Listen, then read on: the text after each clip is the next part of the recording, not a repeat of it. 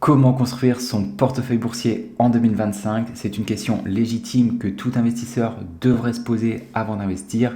Est-ce qu'il vaut mieux suivre une stratégie basée sur des actions à dividendes croissants ou au contraire n'acheter que des ETF? Est-ce qu'on achète plutôt des entreprises américaines, françaises ou européennes? Est-ce qu'on privilégie les petites entreprises, les moyennes ou au contraire les mastodontes? Et en parlant de ces différents actifs, on les met plutôt sur un PEA ou un CTO?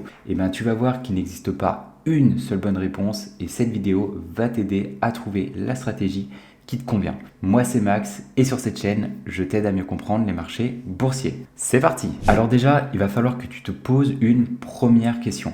Combien de temps souhaites-tu consacrer à tes investissements? Et oui, certaines stratégies vont nécessiter plusieurs heures de recherche tous les mois, tandis que d'autres ne vont rien te demander. Si tu veux simplement mettre en place une stratégie 100% automatisée, c'est-à-dire configurer la première fois des investissements programmés et ensuite ne plus rien faire, dans ce cas-là, investir dans un ETF est la meilleure solution que tu puisses choisir. Les ETF, en gros, ce sont des produits financiers simples et efficaces pour une grande majorité d'investisseurs. Et ça, ce n'est pas moi qui le dis, puisque ça sort de la bouche du très respecté Warren Buffett. Si tu veux en savoir plus sur les ETF, j'ai réalisé une vidéo à ce sujet. Je t'invite à cliquer sur le lien en description. Ok, la bourse, c'est un domaine qui te passionne. Et en plus, tu vois souvent des investisseurs acheter des actions individuelles plutôt que des ETF. Et toi, tu aimerais bien faire pareil parce qu'on ne va pas se cacher. C'est plus sympa. Avant toute chose, pose-toi cette seconde question. Quel est ton niveau de connaissance sur les marchés boursiers? Est-ce que tu es en mesure de lire les rapports financiers, qu'ils soient trimestriels ou annuels?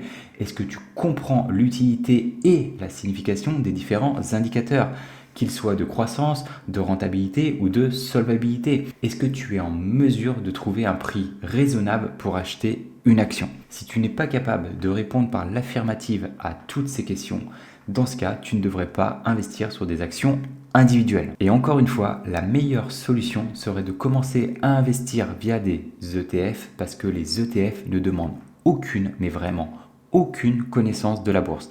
Et ce temps que tu souhaitais consacrer à la sélection d'actions, tu vas le consacrer à ta formation, que ce soit au travers de livres, d'articles de presse, de vidéos, de formations en e-learning. Peu importe la manière, le plus important c'est que tu apprennes et que tu montes en compétences. En revanche, aie toujours cet esprit critique sur ce que tu pourras lire ou entendre. Je vais te raconter une anecdote. De temps en temps, mes proches me demandent s'il est réellement possible de gagner de l'argent en bourse parce qu'ils entendent régulièrement que la bourse c'est risqué et que pas mal de gens perdent de l'argent. Je suis convaincu qu'il y a beaucoup d'investisseurs qui perdent de l'argent ou qui ont des rendements minables par rapport aux risques qu'ils prennent. Si je t'avais demandé, lorsque tu avais 12 ans, de prendre ces clés de voiture et de traverser la France, il y a fort à parier que tu n'aurais jamais atteint ta destination.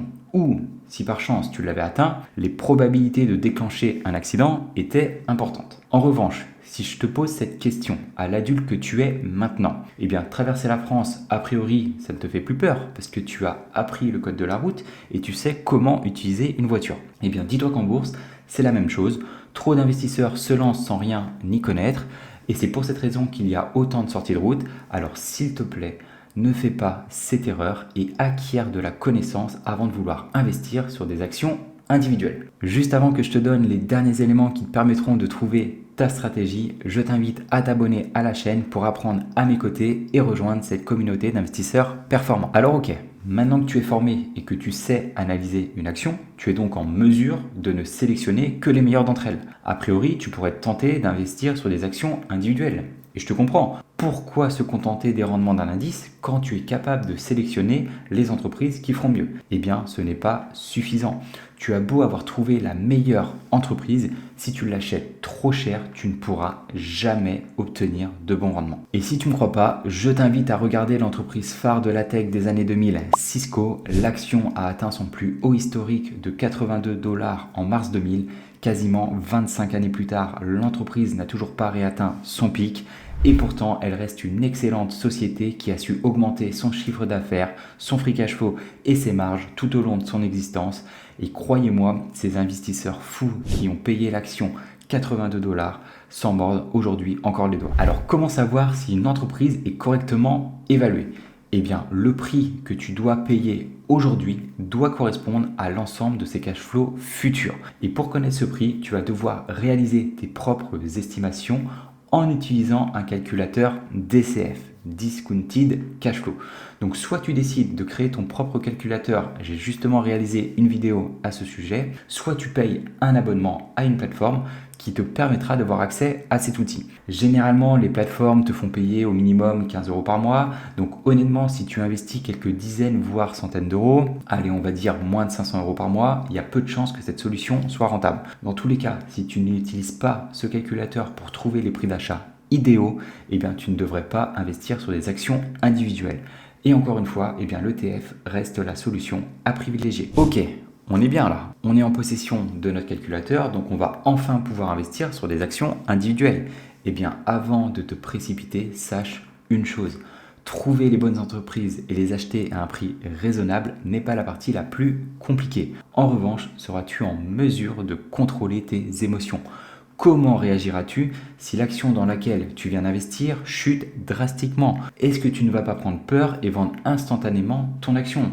Ou au contraire, si tu estimes qu'une action est trop chère et que tu la vois progresser énormément en peu de temps et qu'en plus certaines personnes de ta famille, de tes collègues, les médias te rabâchent sans cesse que tu es en train de laisser passer le train, est-ce que tu ne vas pas être tenté d'acheter l'action sous cette pression sociale? Là, tu te dis peut-être: t'inquiète, t'en fais pas pour moi, j'ai un mental solide, jamais je ne céderai à tous ces événements. Crois-moi, tant que tu n'as jamais été confronté à cette situation et que ce n'est pas ton propre argent qui rentre en jeu, tu ne peux pas savoir la réaction que tu auras. Et la meilleure chose qui puisse t'arriver en tant qu'investisseur, c'est qu'il y ait un krach boursier peu de temps après que tu aies commencé à investir.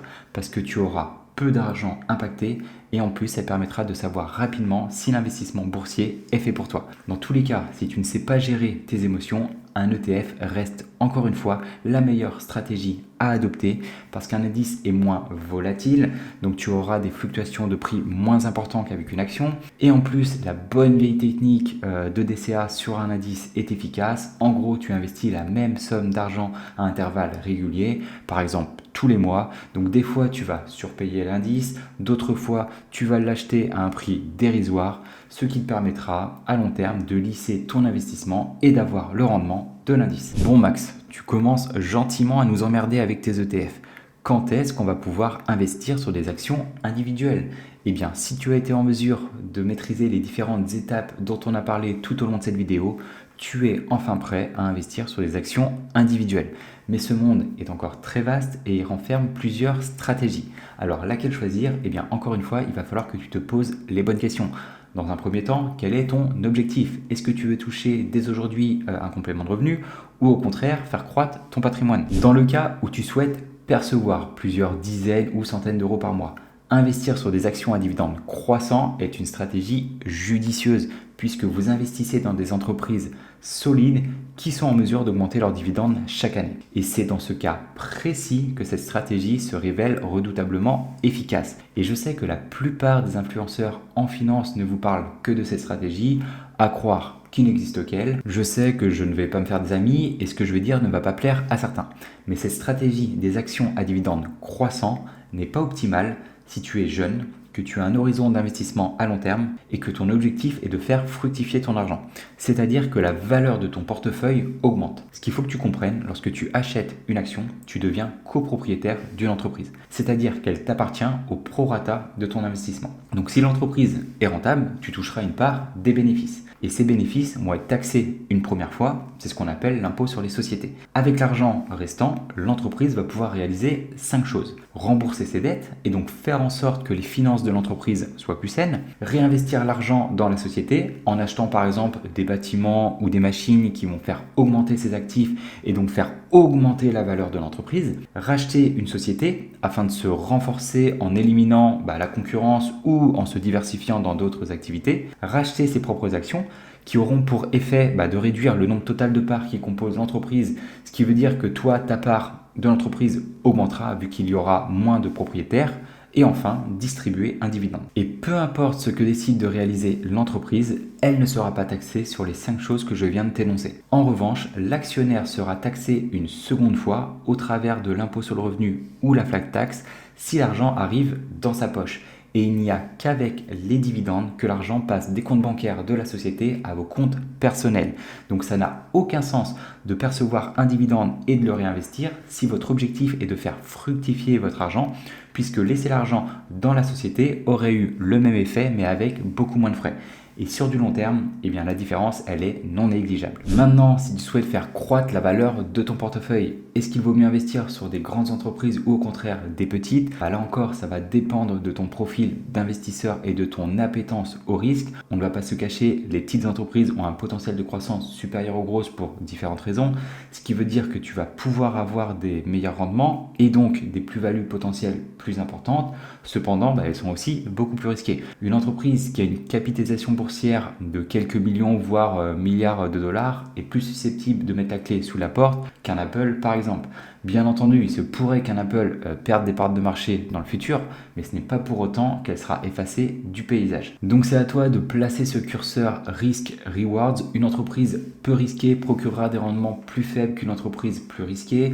Donc si tu es jeune, ça peut valoir le coup d'investir sur des entreprises petites à moyennes, car sur de longues périodes d'investissement, il y aura une différence significative de valorisation, mais il ne faut pas non plus que ça t'empêche de dormir, ce n'est pas le but. Si tu as 25 ans et que tu te sens plus à l'aise de posséder des méga caps, c'est-à-dire des entreprises qui ont une capitalisation boursière supérieure à 200 milliards de dollars, vas-y, ce n'est peut-être pas la stratégie la plus optimale, mais en tout cas, c'est celle qui te convient le mieux.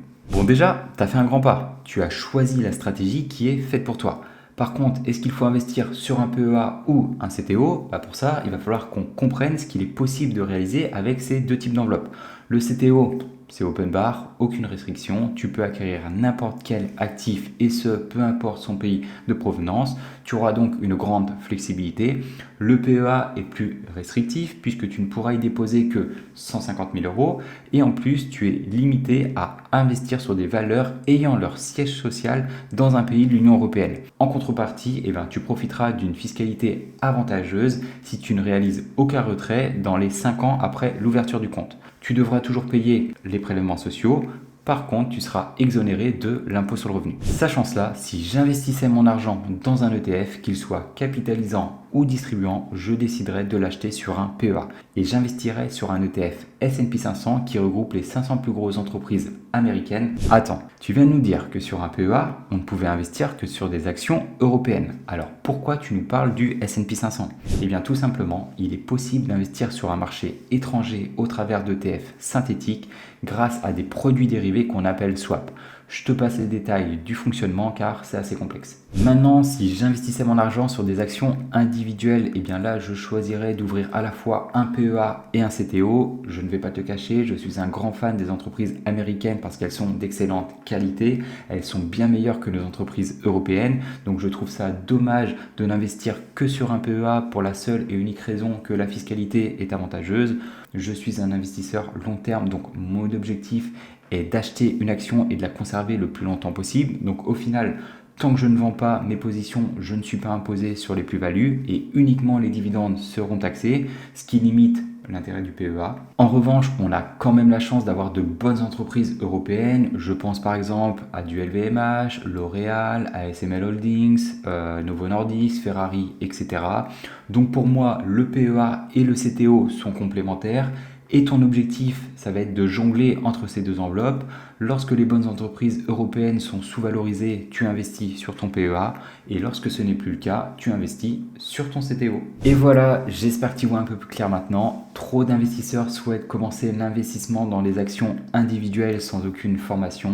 Pas si vite, avant de courir, apprends déjà à marcher. Oui, c'est plus fun d'investir sur des entreprises individuelles, mais si tu n'es pas en mesure de battre un indice, ça ne sert à rien. En investissement, vous n'êtes pas là pour vous amuser, mais bel et bien pour gagner de l'argent. Après, si ton objectif, c'est d'espérer gagner de l'argent tout en t'amusant, je t'invite à rentrer dans un casino. Tu y passeras une meilleure soirée. Si tu ne l'as pas encore vu, je t'ai analysé un fleuron du luxe français, L'Oréal. Dans tous les cas, nous on se retrouve dans une prochaine vidéo. Ciao!